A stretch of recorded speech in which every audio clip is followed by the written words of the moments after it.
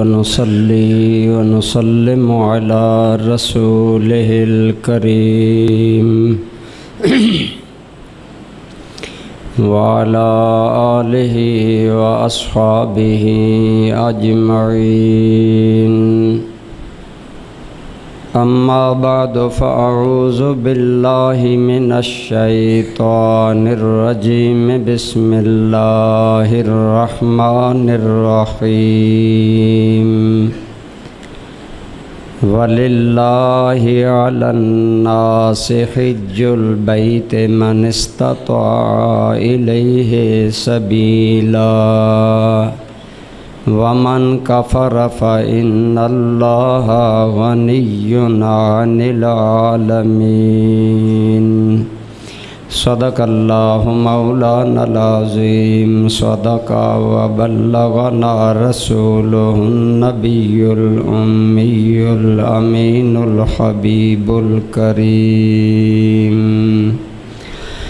اللہم صلی علی سیدنا و مولانا محمد وعلی آل سیدنا ومولانا محمد وبارک وسلم علیہ الصلاۃ والسلام علیک یا سیدی یا رسول اللہ وعلی آلک واصحابک یا سیدی یا حبیب اللہ۔ حمد و صلات کے بعد قابل احترام برادران اسلام، بزرگوں، دوستوں، عزیزوں، اللہ تعالیٰ اپنے بندوں پر بہت ہی زیادہ مہربان ہے۔ اللہ تعالیٰ نے اپنے بندوں کی بخشش و مغفرت کے لیے بہت سے اسباب پیدا فرمائے ہیں۔ اسلام کے سارے احکام یہ بندوں پر اللہ کی رحمت ہے۔ اللہ تعالیٰ کی ذات بے نیاز ہے۔ کوئی عبادت کرے وہ تب بھی رب ہے، کوئی عبادت نہ کرے تب بھی وہ رب ہے۔ اپنی ربوبیت، اپنی خالقیت اور اپنی شان کے قائم رکھنے کے لیے اللہ کو ہماری عبادت کی کوئی ضرورت نہیں ہے۔ ہمیں ضرورت ہے کہ ہم عبادت کر کے اللہ کا قرب حاصل کریں، اللہ رب العالمین کی رضا حاصل کریں۔ تو اسلام کے سارے احکام اللہ تعالیٰ نے ہم پر فرض کر کے ہم پر احسان کیا ہے کہ یہ ارکان اسلام وہ اعمال ہیں جو ہم ادا کریں گے تو ہمیں اللہ کا قرب نصیب ہوگا، ہم اللہ کی بارگاہ تک رسائی حاصل کریں گے۔ انہی احکام میں سے ایک اہم رکن، اسلام کا 5واں رکن حج بیت اللہ ہے۔ ذی الحج کا مہینہ آ رہا ہے، اس حوالہ سے حج کے بارے میں چند گزارشات آپ کی خدمت میں پیش کرنا چاہتا ہوں۔ حج اسلام کے 5 بنیادی رکنوں میں سے ہے۔ رکن کا معنی ہوتا ہے ستون۔ پرانے زمانے میں عمارات ستون پر ہوتی تھیں، جیسے یہ مسجد ان ستونوں پر کھڑی ہے۔ اگر ستون گر جائیں عمارت قائم نہیں رہتی۔ اسلام کے 5 رکن ہیں، سارے لوگ جانتے ہیں۔ پہلا رکن کلمہ طیبہ ہے، اقرار توحید خداوندی اور اقرار رسالت محمدی صلی اللہ علیہ وسلم، یہ اسلام کا پہلا رکن ہے۔ دوسرا رکن یہ ہے کہ دل سے جو تم نے اللہ کی توحید کا اقرار کیا تو اب نماز پڑھ کے اس کے سامنے سجدہ ریز ہو کر اس کی عبادت کا عملی اظہار کرو۔ نماز اسلام کا دوسرا رکن ہے، اور روزہ اسلام کا تیسرا رکن ہے کہ جس اللہ کو تم نے معبود مانا، خالق مانا، مالک مانا، اس اللہ کے حکم پر جو تمہیں ماں کے رحم سے لے کر آج تک رزق کھلا رہا ہے، اس اللہ کے کہنے پر صبح صادق سے لے کر غروب آفتاب تک کھانے پینے اور خواہشات نفسانی سے رک جاؤ تاکہ پتہ چل جائے کہ تم خدا کی رضا کے لیے اپنی چاہتوں سے رک جانے والے ہو۔ یہ ساری چیزیں اللہ کا قرب دینے کے لیے ہیں۔ بندہ نماز پڑھتا ہے، نماز سے بندے کو اللہ کا قرب ملتا ہے۔ روزہ ہر حالت میں میں نے پورے رمضان میں بارہ یہ بات دہرائی، آپ نے کبھی غور کیا؟ روزے دار ہر وقت اللہ کو یاد رکھتا ہے۔ پانی پینے لگا، خواہش ہے کہ ایک قطرہ اندر لے جاؤں لیکن نہیں لے جا رہا، میرا روزہ ہے، اور اگر میں پانی کا ایک قطرہ اندر لے جاؤں گا تو میرا خالق مجھے دیکھ رہا ہے، کیا اللہ کی یاد ہے کہ نہیں؟ اللہ رب العالمین کو ہر وقت ذہن میں حاضر رکھنا، یہ روزے کا ایک فیضان ہے جو اللہ تعالیٰ اہل ایمان کو عطا فرماتا ہے۔ ایک رکن اسلام کا تیسرا رکن زکوٰۃ ہے۔ زکوٰۃ اللہ نے جو مال دیا اس میں سے اللہ کے دیے ہوئے میں سے اللہ کے نام پر دینا، فطری طور پر مال سے انسان کو محبت ہے، اور حضور نبی کریم صلی اللہ علیہ وسلم کا ارشاد ہے لِكُلِّ أُمَّةٍ فِتْنَةٌ وَفِتْنَةُ أُمَّتِي الْمَالُ او کما قال علیہ الصلوۃ والسلام۔ حضور نبی رحمت صلی اللہ علیہ وسلم نے فرمایا ہر امت کی ایک آزمائش ہے، اور میری امت کی آزمائش مال ہے، مال و دولت کی محبت، مال کا پیار، یہ میری امت کی آزمائش ہے۔ عموماً امت میں گمراہی مال کی وجہ سے ہوتی ہے۔ جو زکوٰۃ نہیں دیتا وہ مال کی محبت کو رب ذوالجلال کی محبت پر ترجیح دیتا ہے۔ جو اللہ کے راستے پر خرچ نہیں کرتا، قربانی نہیں دیتا، وہ مال کی محبت کو اللہ کی محبت پر ترجیح دیتا ہے۔ فرمایا میری امت کا فتنہ مال ہے۔ آج بہت سے لوگ مال کے لالچ میں بے ایمان ہو جاتے ہیں۔ کتنے لوگ صرف اس لیے مرزائی ہو گئے کہ مرزائی بننے سے زندگی کی سہولیات ملتی ہیں، امریکہ کا گرین کارڈ آسانی سے مل سکتا ہے۔ اگر کوئی ظاہر کرے کہ میں مرزائی ہو گیا، پہلے میں مسلمان تھا، وہ تو چاہتے ہیں کہ انہیں اسلام سے بیگانہ کیا جائے۔ انہیں باہر بہت زیادہ مرزائیوں کو پذیرائی ملتی ہے، مال و دولت کی فراوانی آتی ہے۔ آج بہت سے لوگ مال و دولت کی وجہ سے اپنا عقیدہ اور اپنا نظریہ بدل دیتے ہیں۔ مال کا لالچ جس نے دیا اس کے ساتھ مل گیا۔ آپ کو یاد ہوگا ضیاء الحق نے جب نظام زکوٰۃ نافذ کیا تو شیعہ نے کہا ہم زکوٰۃ نہیں دیں گے۔ ہمارے بہت سے جاہل سنیوں نے فارم پر کر کے بینک میں جمع کروا دیے کہ ہم شیعہ ہیں، ہمارے مال سے زکوٰۃ نہ کاٹی جائے۔ میں انہیں کہا کرتا تھا ظالمو، آج مال بچانے کے لیے عقیدہ بدل رہے ہو، کل خدا نہ کرے اگر اسی مال کی محبت میں واقعتاً اللہ نے ایمان چھین لیا اور بے ایمان ہو کر مر گئے، پھر کیا ہوگا؟ تو مال کی وجہ سے بہت سے لوگ دین سے بیگانے ہو جاتے ہیں، دین چھوڑ دیتے ہیں، اور مالی مراعات ملنے کی وجہ سے وہ دین سے بیگانے ہوتے ہیں۔ اس لیے زکوٰۃ کو لازم کیا گیا۔ اسلام کے یہ 4 پہلے فرض ہیں، اور 5واں فریضہ یا رکن حج بیت اللہ ہے۔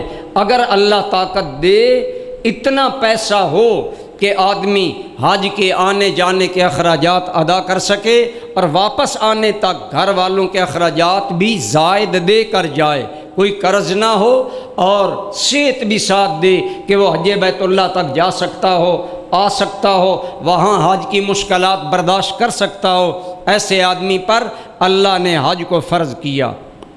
تو حج وہ عظیم عبادت ہے جس کے اندر ساری عبادتیں شامل ہیں۔ حج کے اندر اقرار توحید بھی شامل ہے، حج کے اندر اقرار رسالت بھی شامل ہے، حج کے اندر نماز والی عاجزی بھی موجود ہے، حج کے اندر زکوٰۃ کی طرح مال خرچ بھی کیا جاتا ہے، حج کے اندر روزے کی طرح، جس طرح روزے میں پابندی ہے، کھائے گا کچھ نہیں، پیے گا کچھ نہیں، خواہش نفسانی پوری نہیں کرے گا، اپنی بیوی کی طرف شہوت کی نظر نہیں دیکھے گا، پابندی ہے۔ اسی طرح حج کے اندر احرام کی پابندیاں ہیں کہ احرام کی حالت میں بال نہیں کاٹے گا، ناخن نہیں کاٹے گا، اگر اپنی بیوی بھی حج پر ساتھ ہو اس کی طرف شہوت کی نظر نہیں دیکھے گا۔ احرام کی بہت سی پابندیاں ہیں، ان کا تو گویا روزے کی طرح حج کے احرام کے اندر پابندیاں ہیں۔ حج وہ جامع عبادت ہے جس کے اندر پہلے چاروں رکن شامل ہیں۔ فرمایا لوگو میں نے اپنی رضا کے لیے تمہارے اوپر لازم کر دیا ہے کہ میرے گھر کا حج کیا کرو، میرے گھر کا حج کیا کرو۔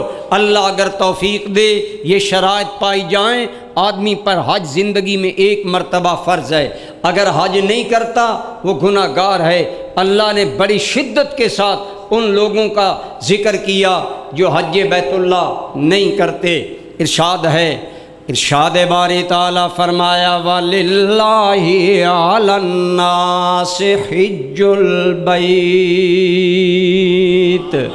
اللہ کی رضا کے لیے لوگوں پر لازم ہے کہ وہ اللہ کے گھر کا حج کریں، لیکن ہر ایک پر نہیں۔ من استطاع الیہ سبیلا، حج اس پر فرض ہے جو حج کے آنے جانے کی مشکلات مالی ہوں یا مشکلات جانی ہوں، اٹھانے کے قابل ہو، یہ شرطیں ہوں تو حج فرض ہے۔ عورت کے لیے ایک زائد شرط یہ ہے کہ عورت پر حج تب فرض ہوتا ہے جب عورت کے ساتھ کوئی محرم جا سکتا ہو۔ اگر عورت کو محرم نہ ملے تو عورت پر حج فرض۔ آج بہت سی عورتیں مسائل پوچھواتی ہیں کہ جی ہمارا ماہر کون ہے جس سے نکاح جائز نہیں ہے، وہ محرم ہے۔ آسان لفظوں میں باپ بھائی، بیٹا پوتا، یہ بھانجا بھتیجا، یہ ڈائریکٹ جو رشتے ہیں جن سے عورت کا نکاح حرام ہے، یہ محرم ہے۔ محرم نہ ہو حج عورت پر فرض ہی نہیں ہے۔ اس لیے کوشش کرنی چاہیے اسلام کی اس پابندی کو دیکھا جائے۔ بعض اوقات فرضی محرم بنا لیے جاتے ہیں، حج فرض نہیں ہے عورت پر، اگر جاتی ہے تو اس کی مرضی۔ اسلام کتنا دین فطرت ہے، عورت کو گھر سے نکلنے کے لیے اس لمبے سفر پر حج جیسی عبادت فرض نہیں کی کہ محرم کے بغیر گھر سے نہ نکلے۔ تو بتائیں وہ معاشرہ جس معاشرے میں عورتیں محرم کے بغیر راتیں باہر گزاریں، اور ہماری اسمبلی کہے اگر عورت رات باہر گزارتی ہے تو مرد پوچھ نہیں سکتا، بتائیں یہ کیا مسلمانوں والے قانون ہیں؟ کس قدر ظلم کی انتہا ہے جس طرف آج پاکستان بڑھ رہا ہے، اور ہماری حکومتوں کو خدا کا خوف تک نہیں کہ وہ کیسے احکام پاس کر رہے ہیں۔ بہرحال عرض یہ کر رہا ہوں، عورت پر حج بیت اللہ فرض ہونے کے لیے محرم کا ساتھ ہونا شرط کرا دیا گیا۔ اگر محرم نہیں ملتا عورت پر حج فرض نہیں ہے، وہ اللہ کی بارگاہ میں مجرم نہیں ہے۔ اور جس کے اندر یہ ساری شرائط پائی جائیں، فرمایا اگر اس نے حج نہ کیا، سنیں کیا حکم ہے، فرمایا اللہ کے گھر کے لیے تم پر لازم ہے کہ حج کرو اگر استطاعت ہے، لیکن آگے فرمایا فَمَنْ كَفَرَ فَإِنَّ اللَّهَ غَنِيٌّ عَنِ الْعَالَمِينَ، اور اس کے باوجود طاقت ہے حج نہیں کرتا، سستی کی وجہ سے، کوتاہی کی وجہ سے حج نہیں کرتا، مر جاتا ہے۔ اللہ کریم نے فرمایا فَمَنْ كَفَرَ، جس نے پھر بھی انکار کیا حج بیت اللہ کا، سن لے فَإِنَّ اللَّهَ غَنِيٌّ عَنِ الْعَالَمِينَ، اللہ سارے جہانوں سے بے نیاز ہے، اللہ کو تمہارے حج کی کوئی ضرورت۔ کیا یہ ناراضگی کا اظہار نہیں ہوتا؟ آپ ایک دوست سے قرض مانگیں، اب وہ نہ کر دے، شام وہ رقم لے کر آپ کے پاس پہنچ جائے، جی میں نے اس وقت آپ کو نہیں دیا، اب آپ لے لیں، آپ کہیں کہ جائیں گی مجھے آپ کے قرض کی ضرورت ہی نہیں ہے، میری ضرورت پوری ہو گئی۔ ہم اسے انسلٹ سمجھتے ہیں اگر کوئی دوست ہمارے مانگنے پر ہمیں مال نہ دے اور کوئی پیاری چیز نہ دے۔ حیرت کی بات ہے، جس رب نے سب کچھ دیا اسی کے دیے ہوئے میں سے حج کرنا تھا۔ فرمایا اگر نہیں کیا تو پھر میں رب تو بے نیاز ہوں، مجھے تمہارے حجوں اور عبادت کی کوئی ضرورت۔ حدیث پاک میں آیا من استطاع ان یحج فلم یحج، میرے کریم فرماتے ہیں اللہ نے جس بندے کو حج کرنے کی استطاعت بخشی، پھر اس نے جان بوجھ کر حج نہ کیا، سستی کی وجہ سے نہ کیا، دنیاوی محبت میں نہ کیا، مال و دولت اور اولاد اور معاملات میں الجھاؤ کی وجہ سے حج نہ کیا، फलैसा लिल्लाहि अन यमूता यहूदियन औ नसरानिया औ कमा काला अलैहिस्सलातु वस्सलाम। हजूर फरमाते हैं जो ताकत के बावजूद अल्लाह का घर अदा, अल्लाह के घर का हज नहीं पढ़ता, अल्लाह को कोई हाजत नहीं, वो बंदा यहूदी होकर मरे या ईसाई होकर मरे।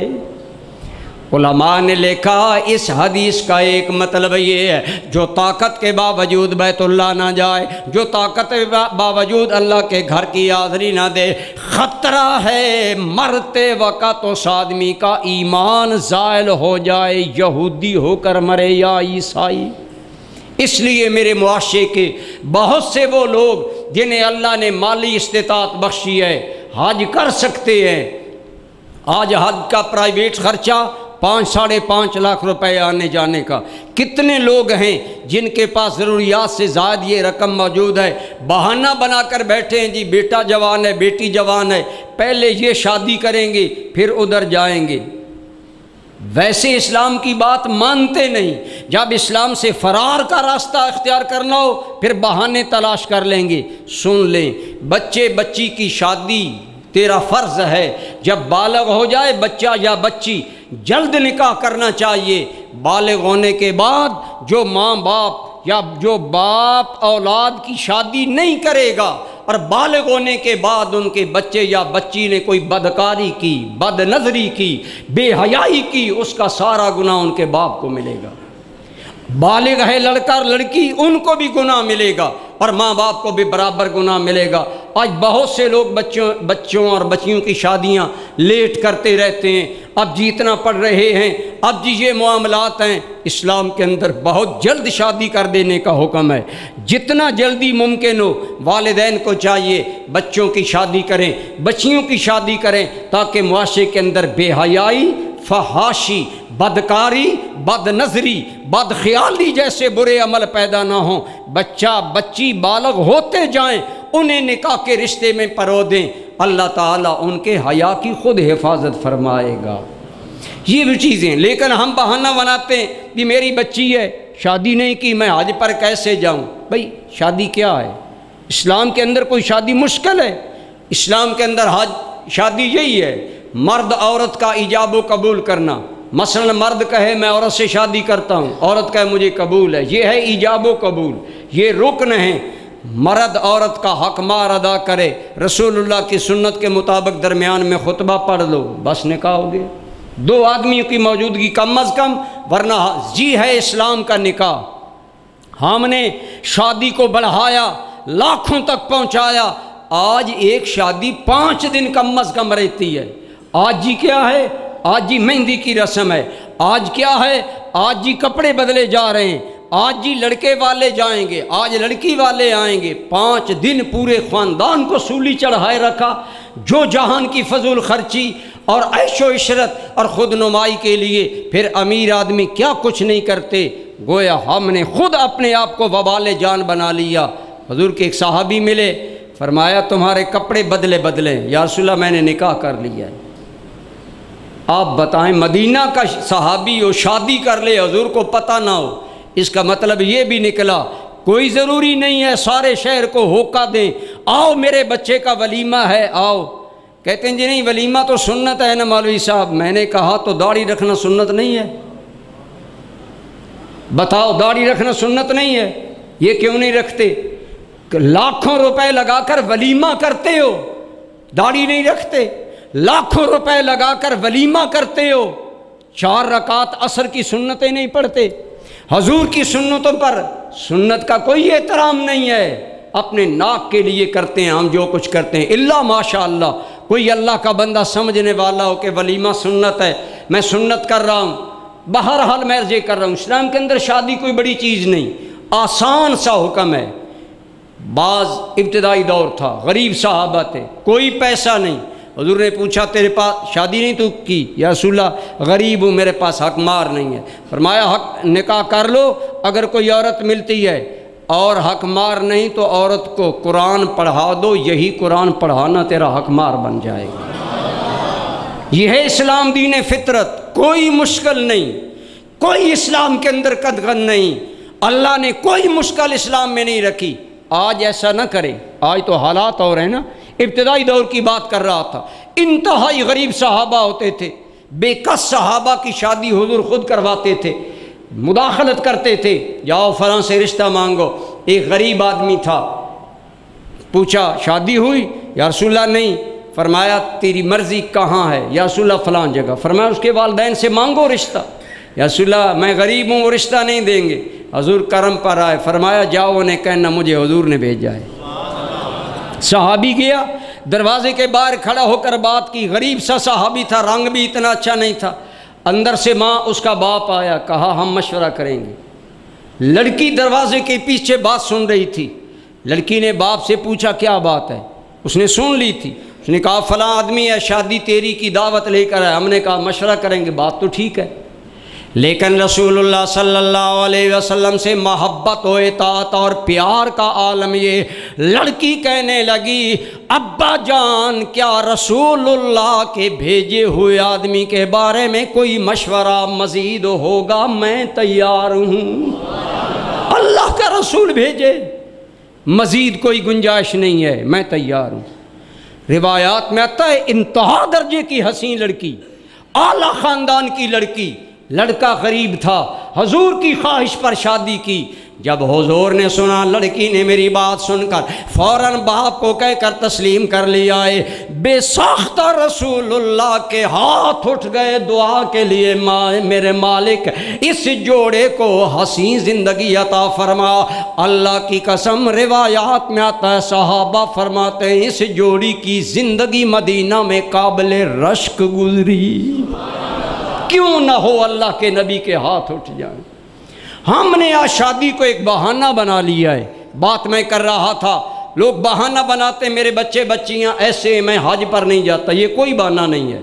ہر سال قلعہ زمین کا خرید لیا، حج نہ کیا، ڈر ہے مرتے دم ایمان زائل ہو جائے گا، حج فرض ضرور ادا کرے، اور یہ لازم ہے، اگر نہیں کرے گا خطرہ ہے بے ایمان ہو کر مرے، یہودی ہو کر مرے یا نصرانی ہو کر مرے۔ ایک بات یاد رکھیں، جو اللہ رسول کے ضابطے ہیں انہیں مانتے رہیں، انشاءاللہ خاتمہ بالایمان ہوگا۔ اگر ان میں بغاوت کا راستہ تلاش کریں گے، ڈرتے رہو کہیں ایمان زائل نہ ہو جائے، اور ایمان زائل ہو جانا بہت بڑی سزا ہے۔ بہت سے لوگ زندگی بھر جادو کرتے رہتے ہیں اور جادو پر دولت کماتے ہیں، اور بڑی شہرت، بڑے لوگ آئے، بڑے لوگوں نے نذرانے دیے، ایک ایک دم 25-40 ہزار کا کرتا ہے، آج تو تجوریاں بھر رہا ہے۔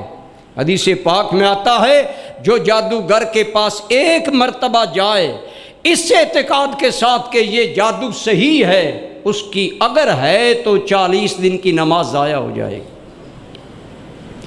صرف جس کے پاس جانے سے 40 دن کی نماز ضائع ہے، اس جادوگر ٹھگ قسم کے پیر کا یا اس غلط شریعت کے خلاف جادو کرنے والے کا انجام کیا ہوگا؟ آج ہم لوگ نہیں ڈرتے، اللہ سے ڈرے۔ فرمایا اگر طاقت کے باوجود حج نہیں کرے گا خطرہ ہے مر جائے۔ پھر کتنا کرم ہے، حج میں اللہ کو حج کی ضرورت ہے؟ بولو، کوئی جائے نہ آئے، فرمایا مجھے تو کوئی ضرورت نہیں، میں تو غنی عن العالمین ہوں، ہاں تو آئے گا تیرا فائدہ۔ کیا فائدہ؟ حضرت آدم علیہ السلام نے جبریل امین کے ساتھ مل کر بیت اللہ بنایا۔ جب بیت اللہ بنا لیا، ابراہیم علیہ السلام کے دل میں خیال آیا میں نے اللہ کا گھر بنایا، مالک میں نے تیرا گھر بنایا، ہر مزدور کو مزدوری ملتی ہے، مجھے بھی مزدوری دے۔ آدم کیا مزدوری چاہتا ہے؟ مالک کریم کرم فرما، اعلان ہوا آدم ہم نے تیری بخشش کر دی۔ یا اللہ صرف میری بخشش؟ اچھا آدم ہاں میں نے تیری نسل میں سے ہر اس بندے کی بخشش کر دی جو ایمان کے ساتھ میرے گھر کا طواف کرے گا۔ حضرت آدم علیہ السلام کا ظرف کتنا وسیع ہے، عرض کی اللہم زد لی فیہا، مولا میری ساری اولاد بیت اللہ نہیں آ سکے گی، کرم کر اور مہربانی فرما۔ فرمایا آدم سن، میں اس کی بھی بخشش کر دوں گا جو میرے گھر کا ایمان کے ساتھ طواف کرے گا، اور طواف کے اندر جس جس کو یاد کر لے گا میں ان سب کو معاف فرما دوں گا۔ اب فرمائیے اللہ،